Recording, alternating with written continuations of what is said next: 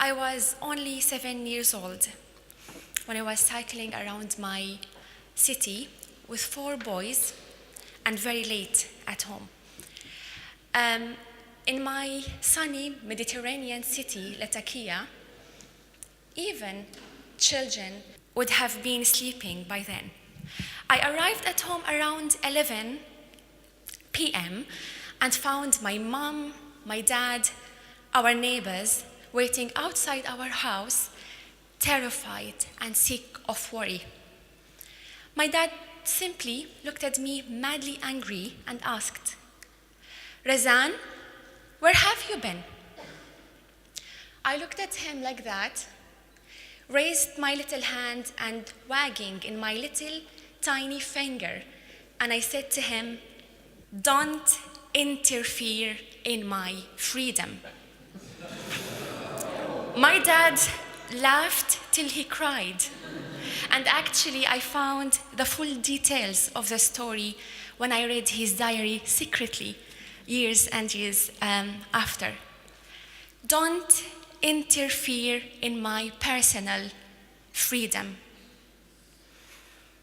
And yes, the crazy fight for freedom started very early on in my case.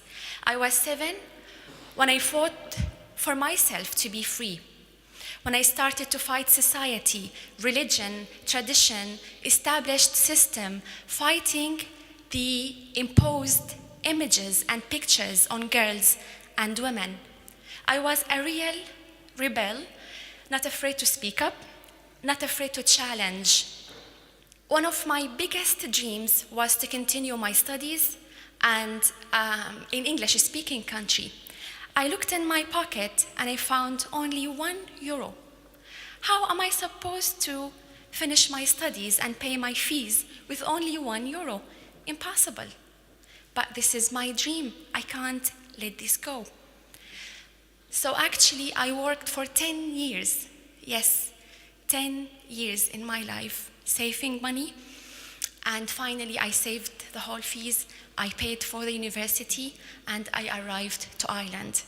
My beloved Ireland of Yeats, Beckett, and James Joyce, the land of 100,000 welcomes.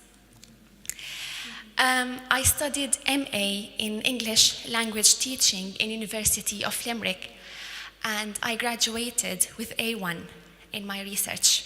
And I was very proud, and my family were very proud too. Ready to go home, but the violence escalated in my homeland, and situation became worse and worse, and I was in a limbo for a while. But I have to say, Ireland came to the rescue, and I was given the chance to stay in Ireland and start my new life from scratch. And I was as well given the chance to bring my family over here to Ireland. My mom and dad, they came, they stayed for 1 month, but they decided to go back home. They just couldn't stay away from their homeland. They could not be uprooted. And then I simply asked my dad, why?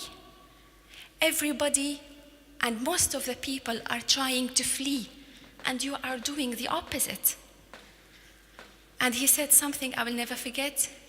He said, who is going to look after our olive trees? They are lonely without us. And they decided to go, and they are now back home in Syria. So I started here from scratch, and I have to say, I love Ireland. I love the Irish people, the sense of humor.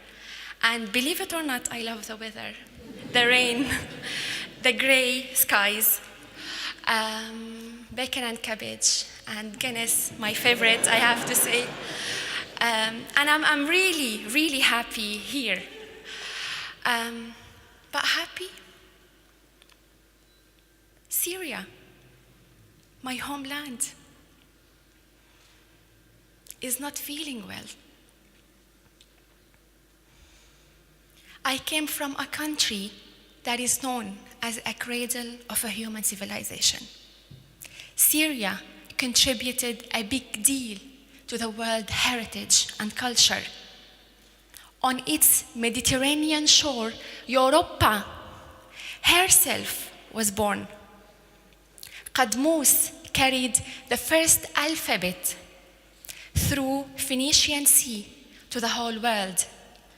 St. Paul saw the light on the road to Damascus. And John the Baptist, rest in peace, in the oldest inhabited capital in the whole world, Damascus.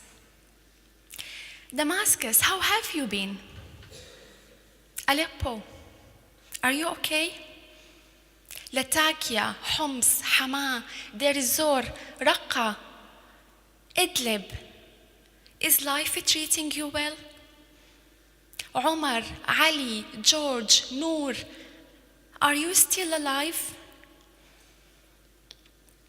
It is very painful to watch on TV your own country is being destroyed, your own heritage is being damaged. It's painful to watch your own children and women dying live on TV. I am from a country that children die with eyes opened.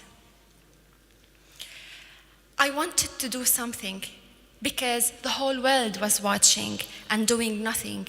And I was doing nothing too. I wanted to do something and act. I wanted to be free, but I did not know how and where to start. I was in a prison inside myself, hopeless and helpless. But then, this man here came to the rescue. This picture actually freed me. His face sums up the plight in Syria, and his tears. Can you imagine for an Arab man to cry, or any man to cry, how tough it is? I looked at the bottom of the photo and I found it was taken by Daniel Atter in Kos Island in Greece. I booked my ticket, packed my bag, and I was in Greece, Kos of Island, the next day. And I helped my own people arriving every day to the shore of Kos Island. This experience has changed my life. It freed me, freed my heart and my soul. Watching Syrians arriving from boats, can't wait to start a new life. Touching them, hugging them, smiling to them, feeling the heart connection was very important. I could have been one of them, but actually I am one of them. On the volunteering experience in Kos, I met a wonderful Syrian man from Damascus with his 10-year-old son. I looked at him and I asked if he wanted any help or anything. He just smiled at me, held my hand and said, just smile and tell me things are going to be okay. So ladies and gentlemen, whenever you come across a Syrian refugee, please smile.